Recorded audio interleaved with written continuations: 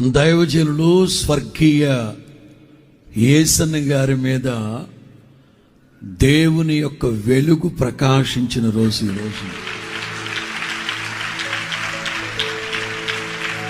1964 ఫిబ్రవరి 15వ తారీఖు శనివారం రాత్రి 8:30-9 గంటలప్పుడు మెంటల్ ఎఫెక్ట్తో బాధపడుతూ సరిగ్గా 17 ఏళ్ల వయసులో 7 సంవత్సరాలు మానసిక పరిస్థితులు బాగలేక రక్తం కక్కుతూ పిచ్చోడుగా నెల్లూరు నడి బజార్లో తిరుగుతూ ఇలాంటి ఒక ఫిబ్రవరి 15 శనివారం రాత్రి ఒక కుటుంబ ప్రార్థనలో కూర్చొని చీకట్లు అలా వెళ్ళిపోతుంటే ప్రకాశమానమైన వెలుగు ఆయన మీద ప్రకాశించింది.